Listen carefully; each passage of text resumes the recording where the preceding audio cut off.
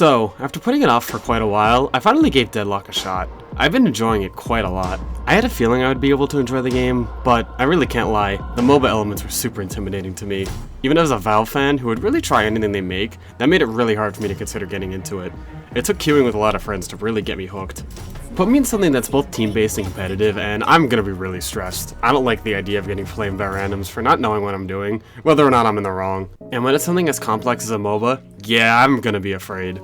Learning alongside and strategizing with my friends just really made the game a lot more fun to me, but also just made it more approachable, to the point where I might even solo queue in the future. And it's been a great time, even if it is a time investment to play. It's really filled the multiplayer itch that I've kind of been missing for a little bit now. The last new game to do that for me was probably Marvel Rivals, and even that kind of fell off pretty quickly for me. I myself wouldn't really call Deadlock a hero shooter. I'd say it's a MOBA shooter hybrid, but you could kind of make an argument that's what hero shooters always were, so I'm not really too attached to that. I don't really care about the definitions, I just care that the game is kind of filling that niche for me. And being the first game in a while to get my friend group like this, I kind of had some thoughts just about hero shooters and these kind of multiplayer games in general. And I think a lot of my thoughts, both on this game and the broader gaming landscape, got put a lot more into perspective when Highguard released not shortly after. My friends and I had a pretty interesting discussion about it, and I'm not using this video as a way to criticize that game. I haven't played it, and I'll be honest, I don't think I plan to. Which, considering it's free, might be the biggest criticism I can even provide here. But I wouldn't say it's an unfair judgment to say that game wasn't received well, either at reveal or at its release. It made me think a lot about these kinds of games, the sort of trends you see a lot now on both the creative side and the business side. And well, the whole way that games nowadays really demand a lot more of your time, and if they do enough to really get people's attention in the first place. But I don't want to get too ahead of myself this video. And if you couldn't tell, this video is going to be a lot more lax. This is a lot less scripted, and I'm not here with really a big grand conclusion. I'm just kind of talking over some gameplay. I've wanted to try out these smaller scale kind of commentary videos, but I have some points I just kind of want to throw out there and see if I can't really start a discussion. Or if nothing else, just kind of get my opinion out in the world. First, I think it's best to just get into Deadlock a bit, as well as hero shooters in general for me. I've sunk around 20 hours in the game already, and I don't want to make any confident statements about it, especially considering this is a game that is more or less in an alpha state still. But so far, I've really enjoyed my time. There's a feeling I have, which I hope stays true, that if I stop playing this game, it'll just be because I'm bored or I don't have the time for it, and not because the game's supposed to feel like a chore like other games tend to do. I've had this issue with a lot of recent releases that I've actually tried to play, but I think hero shooters are a pretty prime example. They're far from the only ones though. Tekken was surprisingly one, with Tekken 8 kind of getting insanely over-monetized. I might come back to that point later, but Fortnite is also a really great example. I don't mean that just to say Fortnite is a bad game in my eyes. I actually have pretty mixed opinions overall, which I don't want to fully get into here because that could really be its own discussion. But a big thing I felt was I just started getting a lot of fatigue from the season format that the game uses. As much as a new season bringing with all this new content and almost being like a new game can be exciting, there's also a lot to be said about the kind of fear of missing out and just the way it kind of isn't great for the game's preservation. Like, sure, when you make a game that's getting updates, you're kind of signing a pact that it's not going to be the same game. The 1.0 version and even other earlier versions are just not going to be the same thing at all, and there's going to be people that prefer that for sure. That's another thing that I probably could make its own point onto itself, but what I want to get at here is that a game like Fortnite, especially Fortnite actually, they really rely on that a lot more. I would almost say a game like Fortnite is closer to an MMO, where every major update almost just irreversibly changes the game. But, all is this to say, there's a lot of modern games now that really require a lot of time investment just to keep up with the game. Even if you've learned it from the start, you can miss a couple updates and you basically have to learn everything all over again. I don't think that is inherently a bad thing though, and I'd be lying if I acted like Deadlock isn't doing that either. It's in a genre that's kind of known for this kind of long live service, and it's from the developers who arguably made live service a thing in the first place. I'm just saying that it is something you have to be aware of. It's an element of learning you really have to address, and I think it's a little ironic that I'm saying all this knowing Deadlock is a game that's in alpha, so I have to brace for a lot of change. But I have a lot of faith in this game, both that it won't change in certain ways that would alienate me, but also by being able to make changes that you really can only be afforded by admitting straight up this isn't a finished game, instead of treating it like it's an already done game that's now getting big seasonal updates. And listen, I know Valve isn't amazing when it comes to updates or when it comes to monetization. Hell, they made the loot box, but I feel like I'd rather take that devil than the sort of monetization we get now. Like, I'm sorry, this is gonna be a rant incoming, but I find it insane people consider Marvel Rivals as, like, consumer friendly. Letting you keep a battle pass after you bought it, I guess is a step up from something like Fortnite, but like, it's a battle pass still, and it still goes away if you don't spend money. Why am I pressured into playing a game for a set amount of time to get a cosmetic that's just magically gonna disappear? And the good thing is just, when I put money down, that means that it's not gonna go away. Taking a moment to interject from my already off-script little rant here, but I love this play I did with my friend.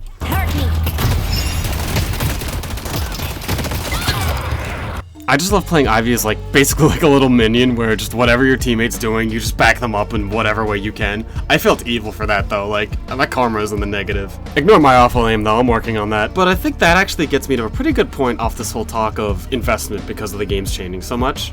Which is just man, this game is really fun. It kind of hits on all cylinders for me. I know Funk kind of made this point in his own really long video on Deadlock, but the game really does kind of feel like it's a team-based shooter, a MOBA, a bit of everything. I think it's just done wonders because a lot of what it has going on all just kind of blends together. There's certainly going to be something you're familiar with, be it the shooting elements, the building elements, and things that you're not maybe as comfortable with, but they kind of come together, and especially if you have good players to help teach you, it clicks. I think I almost understand the appeal of MOBAs now as someone who just didn't really get them even when I played some more casual ones like Pokemon Unite. Part of why I think I like Ivy so much too is the whole macro of the game where it's you have to win not by just getting kills, but you're playing objectives and just trying to play smart. Once you kind of start to get the knack for just knowing that you just gotta be doing something, it's fun. I honestly have a blast clearing out waves of enemies. It reminds me of tower defense games. But I love being the player on my team who's just trying to relay some info about the game state and just asking, hey, where do we want me to go? What's the plan here? Again, some of that's due to my situation of playing with more MOBA-minded friends, but I just find that really fun. There's something especially so fun of when you just barely have a lead, or you might even be behind, but you end up taking a big advantage just because your team knows where and what they should be doing. In this game, we had a really strong lead at the start because we just knew the team sometimes was focusing way too much on certain spots. I remember later in the footage, we end up getting the left walker just because the whole team's really trying to take other fights and they leave 3 of us to just go do it uncontested. The soul urn is another really fun one where if you just get even the slightest bit of an advantage in just the map state, you could send someone out to get the urn and it forces the other team in sort of a checkmate situation. Do they split up, potentially costing themselves extra pressure they could be applying to attack or defend walkers, or even to get kills for the sake of getting that urn person stopped? Or do they just let them capture it uncontested and potentially give the other team a soul lead? It's just super fun when you feel like you're just one player on a big team, but if you all put in that effort, you can all make something work, and especially when it feels like the other team might actually have you beat in terms of mechanical skill or even some level of game sense, they just can't put themselves together, and you knowing what to do beats out them being better at what they're doing, eventually letting you just stomp completely. I would say the game you're watching is a pretty great example of that, but sadly we did end up losing to the Bebop player. He was just that hard to carry. Though even by the end, we weren't really too discouraged. It was just someone who was really strong with a really good player versus player build, and we just didn't know how to adapt. I'd be lying if I said we didn't get mad at some games, but I think this game helps to put in perspective that MOBAs are about a lot of things, so even if you take a loss, you could still sometimes try and look at what you were doing right and feel encouraged about that. The movement and the shooting can kind of help you feel better too, because you might have good technical skill with that, and it's just about playing the metagame more, and vice versa. You might not really be amazing at shooting, but you might at least know where you're supposed to be and taking fights because of that. That's more than enough about the actual game though. I did want to highlight that, both what I liked and just in general what I think it's doing right, but this isn't purely a review of it. But while I am still talking about Deadlock, I think a good point to jump off to the broader discussion is this game's aesthetic. It does feel like it fits in with a lot of these other modern games and hero shooters with this weird, diverse cast of characters that all have some kind of bullshit going on, but maybe it's just me being a Valve fan, I adore this game in a way that I don't think any other hero shooter has really done. And I'm not one of those people that hates Overwatch either. I don't know if I give off that impression, but let me just say that now. I think most of them are fine, but I feel like this game kind of screams something super unique. And sure, that might also be an unflattering comparison when Overwatch did kind of get, maybe not copied, but it definitely influenced games that came out after it. But even that all Overwatch was doing unique, it was also a sci-fi setting, which, nothing wrong with that, but that is something you tend to see a little more. Deadlock, for one, just inherently has a way more unique setting of 1950s, fantasy, eldritch, but kind of sometimes a little, techie, New York. I don't know if techie, but it's really weird and unique, and, I love it a lot.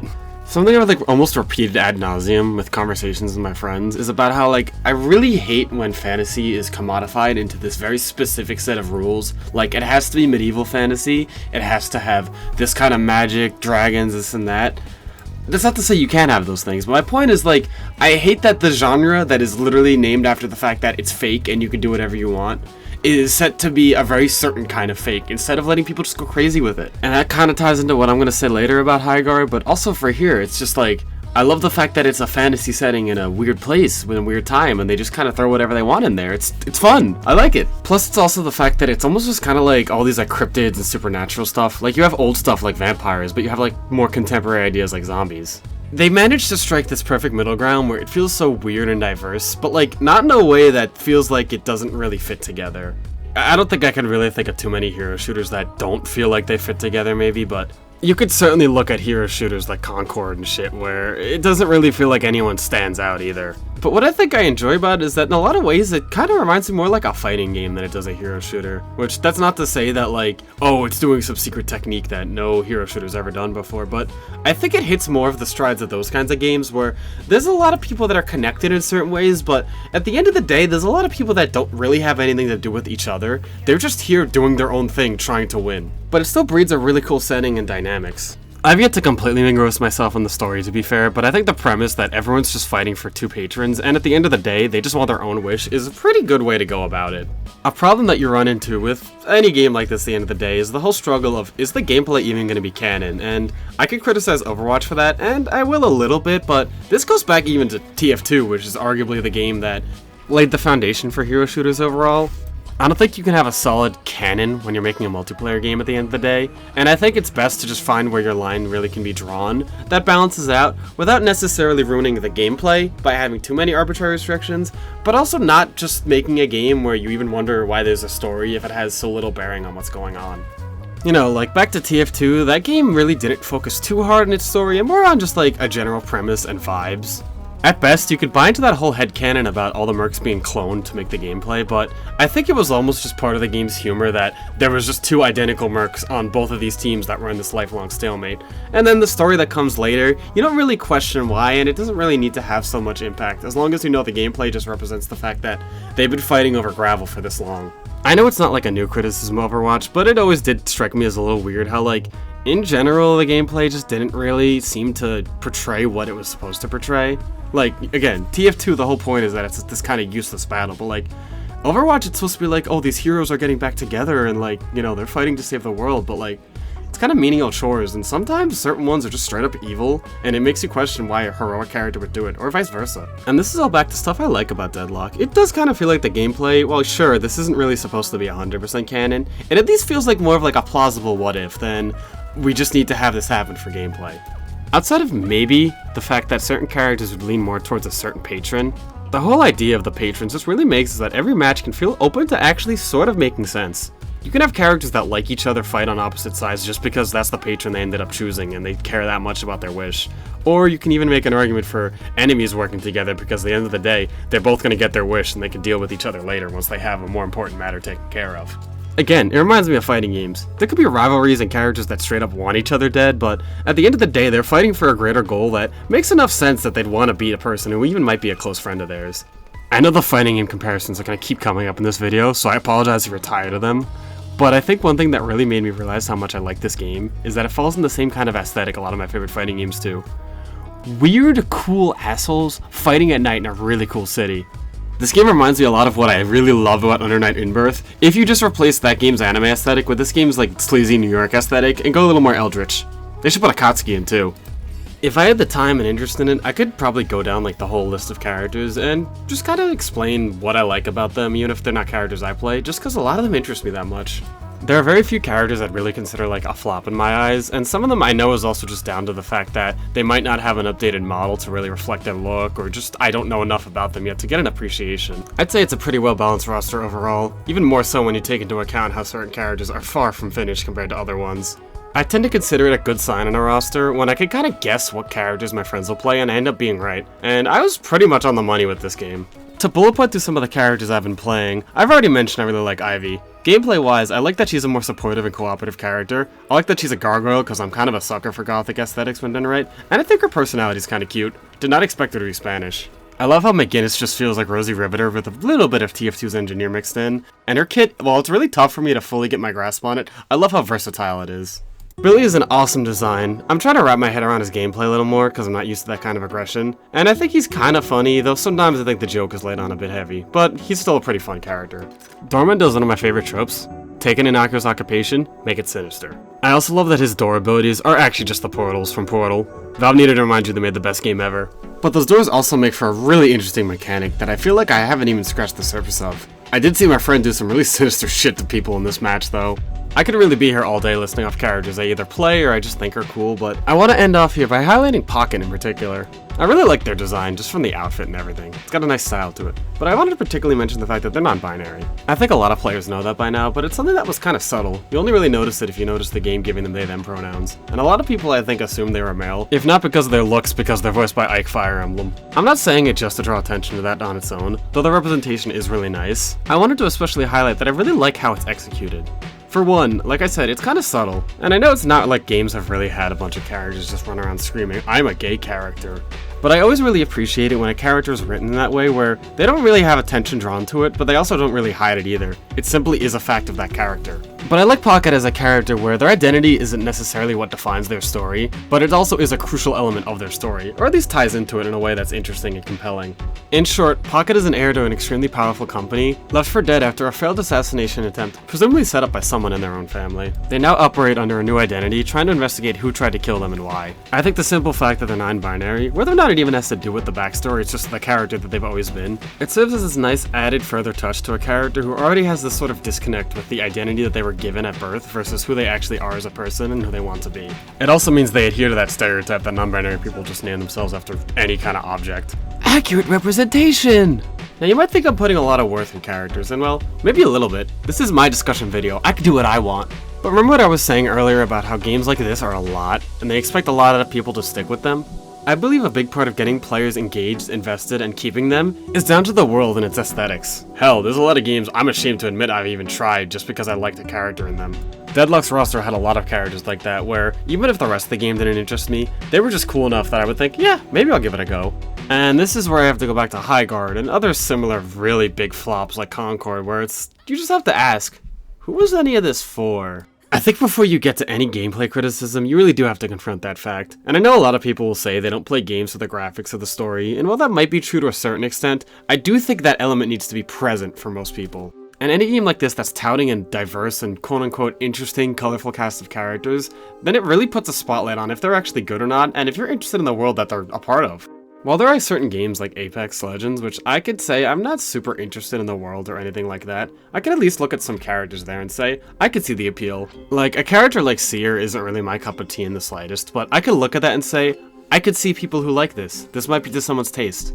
And that was one of the biggest criticisms of Concord, just like, these characters aren't really interesting. Sure, they check off the boxes for this kind of game, but like, they're for nobody.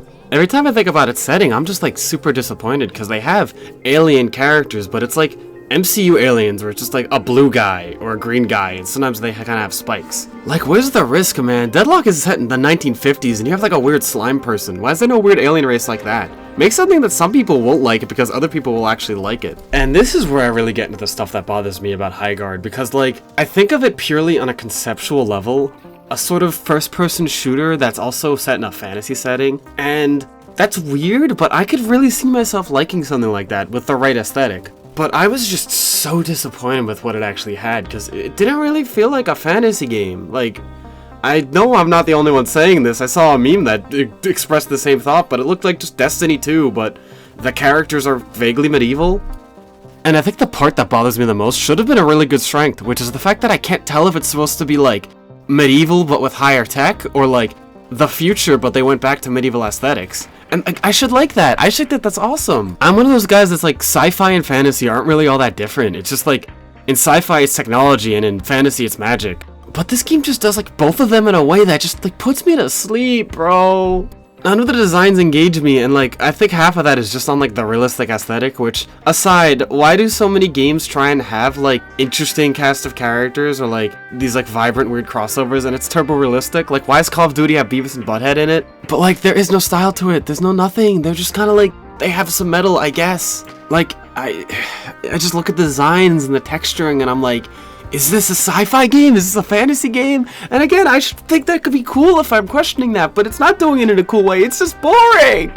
And it just hit me that, like, the realistic graphics make it look like these are, like, cheap cosplayers of the characters that they're actually supposed to be. Like, these don't look like the actual designs they're supposed to be. I don't think I could really articulate more of my own personal criticisms, just what a lot of people say. These designs feel generic, and as someone else I saw put it pretty well, they almost feel like background NPCs instead of, like, the main characters. They're not having something that kind of jumps out at you and says, this is their gimmick. That's, like, the thing almost every hero shooter does right. But the thing that stuck out to me enough to make me feel like I should really actually talk about this to the YouTube audience I'm currently speaking to, and not just to my friends, was the guns, because back to the whole thing of I can't tell if the game is sci-fi or fantasy, I guess neither could the guns, because they decided to be the most lame bitch-ass designs I've seen with only a slight tinge of sci-fi. And you know how lame that is? Okay, I'm gonna stop peeking the mic with my annoying gamer rage voice now, but like, there's avenues for storytelling with the guns. I know that not everyone's like a gun nerd or anything, and that's not the point I'm trying to get at, but it's a shooter game, that's the thing you're gonna be focused on. You create a new world, you have to create an arsenal too, and you could kind of sell a lot with that, and when you have that weird blend of fantasy and sci-fi, like, there's so much you could say. Like, you could just immediately answer some of my questions about where this world is supposed to land with the guns, like, especially if you have such a diverse cast, and potentially, like, a world with factions and other lots of things going on, you could do a lot, like, are there groups that have really primitive guns that look similar to what we've had in history, or even look like Fortnite did it once, like these guns that look like they were made and salvaged from just like whatever resources you could find in nature? Do they just look like wands and like magic staffs that got like slowly repurposed into what we know as a gun because it's more magical focused? Or is this like where like the technology is really at and they look like sci-fi like lasers and shit? Instead we just kind of get like the futuristic quote-unquote gun designs where it's just kind of like, I guess kind of a real gun, but it's sleek. I hope whoever makes the revolvers like sleek and polygonal like that, I stop doing that. Now, I understand Deadlock isn't the best comparison because in that game the weapons are specific to the hero, but still, like, you could kind of see a difference there. Like, they tell a story about the character and the setting. You see weaponry that's appropriate of the era, but modified to fit the sort of more fantastic elements, and you see completely out there weapons that obviously don't exist, like freeze rays and shit. I guess the point I'm trying to make here is kind of twofold. Bad art design doesn't always necessarily have to mean the game itself is bad, but it does reflect really poorly on the game. And when it's missing a lot of those specific details that make the world engaging and interesting in a way that makes it feel like that the people who made it want the players to care, and you do it in a game that places great emphasis on these characters. You want people to say, that character's my main, oh I love that character, their story is amazing, I love their personality, I love their abilities. You put it more on display. That opens you up even more to criticism over these kinds of things, because it clearly suggests some kind of confidence. And then the bigger picture is that you put that in a game and then tell a player that they're going to expect a lot out of this. This is going to be a game that has extremely deep mechanics pitting you against other players, trying to work in a team, and this game is going to be getting updated over and over and over. You're asking a lot out of them. I don't really like the terms like games as a service or lifestyle games, but that's what a lot of these games are nowadays, and you only really have the time to dedicate yourself to a few of them, seriously. I don't think very many people can really play a lot of them and have fun because they ask so much out of you. That doesn't have to be a negative thing, but most of the time it ends up being one. I know a lot of my takes here aren't really original, especially these next parts, but I'm one of those people that's pretty disparaged by modern gaming just because of how many games are like this. Even when I like a game, I have that fear that I have to keep up with it like it's a job almost after a certain point. When a game comes around like High Ground or Concord, of course there's a million things you can analyze as to what the problem is, but I think a pretty major one is just the simple fact that I don't think there's a lot of lateral movement in games like this anymore. I feel like the core hero shooter audience isn't like a genre like fighting games where people will tend to play everything. I think they tend to dedicate themselves to only a few games, and I don't think that's a bad thing. I really don't blame them at all, but you can't really get them unless you really show that there's something good there, or they're really itching for something new. There's been so many flops or just whatever games that try and capitalize on that market because they just don't really know what to do. Marvel Rivals did so well because, in addition to offering a lot of alleviations to the biggest problems in a game like Overwatch, it just came out at the right time at the right place, being a free game that had a license to it that a lot of people outside of hero shooters were interested in. But that's the thing is, with a lot of these other games, even if you have an issue with the hero shooters you're playing and you want something fresh, what really is this doing at the end of the day? And if you don't like hero shooters, like you're too afraid of learning them, or they're just not really a cup of your tea, what is this doing different to get you interested? By being a MOBA, Deadlock is kind of ironically using a more alienating and less popular genre to make it more enticing because, hey, what game is playing like this right now? Nothing really. The first game I really got into that could fall under a very loose definition of hero shooter was Rainbow Six Siege. It offered a lot of fun depth in character choices and team strategy. It was the kind of game that one day we could play a lot more casually or just completely goof around, and another day we could take it a lot more seriously. It's the kind of game you can have mains in, but we also just had our inside jokes. And I wasn't super invested in the lore, but I got interested in the characters that I liked. But as the game kept getting updated, not only was the monetization a little hard to follow, where I either had to put down money or a lot of a grind, eventually it reached the point where it felt like the game kinda had all it needed in terms of characters, but it still kept on going. And to justify these new characters, they became extremely complicated in ways that just eventually kind of wasn't fun to think about. I didn't leave the game with a complete negative note, but I had this sort of resignation to the fact that the siege I loved was already kind of gone by the time I was still playing, and I know that if I pick it up now it'll be completely away. Maps I loved are gone or completely changed, some operators got reworked, and there's so many new ones I'll have to learn and in some cases probably have to play just because they're power crept compared to the original ones. I played Overwatch as well when that was coming out, and I didn't have as strong an association one way or the other. I still felt the same thing. I liked the game, but eventually I fell off of it, and I've had that sort of feeling that I don't think I could really go back to it because the Overwatch I want to play isn't the Overwatch that exists anymore. Even before Overwatch 2 came in and was a really big shift. And I liked Marvel Rivals, but that game is getting content way faster than the last two have. And between that and that game instilling a lot of FOMO between the Battle Pass and all these limited time events, it really quickly became a chore and I just lost interest in playing it. I almost felt like I never had time to get to grips with what the game was before a new character would come out, new balance changes would happen, and it just was too fast a pace for me. And that leads me to here with Deadlock. This game caught my attention for 3 reasons. First, the simple fact that it's a Valve game, and I like that company enough that I want to try out whatever they're doing, even if it's out of my comfort zone. The second is that not only does it not stumble over the hurdle of world and art direction like a game like Highguard does, it passes with flying colors. It might be one of the best I've seen in a long time, even in its in-development state. And the third is, ironically, to someone who's pretty jaded with hero shooters, mixing with MOBAs, a genre that I have, at best, had a very minor interest in that's gone nowhere, and at worst had an active disinterest in, it's made me super interested in just trying the unique mix of gameplay that only exists here. Deadlock managed to catch my attention in what feels like a very saturated world, not just because there's a lot of games coming out, but because it just feels like so many of them demand more and more of your time. Between its art and its gameplay both, it showed me something that was actually worth checking out and being interested in. And it was worth biting that bullet of dealing with a game that's gonna get updated so often, and potentially change into something way different even in a couple months, no less a year. As my point earlier probably clued you in on, I am the sort of person where you can update the fun out of a game for me.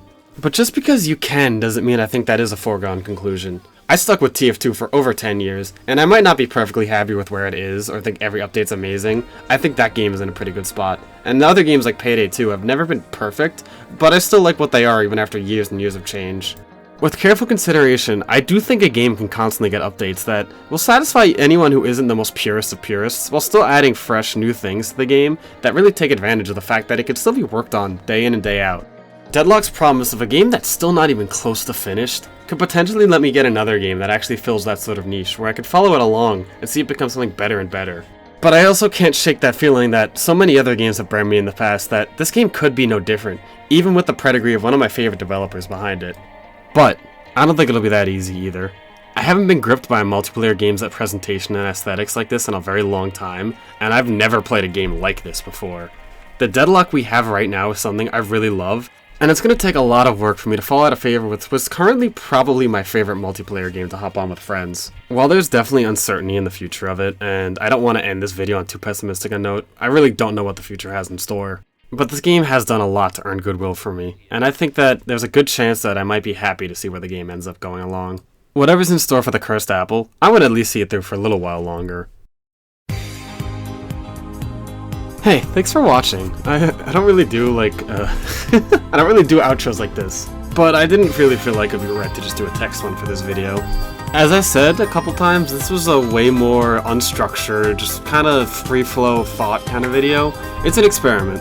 I'm not gonna bore you guys with too much discussion because I know right now my core audience is really small, and if I get a lot of people in this video, you know, thank you guys for watching, all you guys. But I assume a lot of new people aren't gonna sit through this either, but I'm kind of new to YouTube, I've been enjoying it, but I wanted to take the new year to try and structure myself a little more, figure out what I'm doing, and this was to dip my toes into like broader discussion, because right now the main thing I want to do with my YouTube is just kind of treat it like a journal of like games I've played. But there's like certain games where I can't really just give it like a structured like talk about my play with the game, because it might be like multiplayer. In this case, I wanted this to be a bounce pad for like broader discussion, and I want to do that more with other topics in the future, which might hopefully be even more interesting, and maybe even expand outside of games where I can, because I don't want to just be like an epic game reviewer, but I like video games, it's a hobby, what can I say? So, this is all to say, this is an experiment. It was probably kind of messy, but I hope you enjoyed it, and I hope it gave you things to think about, whether or not you agree with any of my assertions, because I know I have a lot of opinions, but I really appreciate you watching. I've got some genuinely really nice comments from some of you guys, and I trying to reply to those more, but just know they're really appreciated. And if you're a newer viewer, you know, maybe stick around. I hope you stick in the future to see what else I do, but I don't blame you for not staying either. There's so much shit on this platform, man. Like, the fact that you even are still listening to me talk right now means so much, man. So, there's that. Thank you for watching. If you didn't play Deadlock, go give it a shot maybe, but otherwise, have a great one.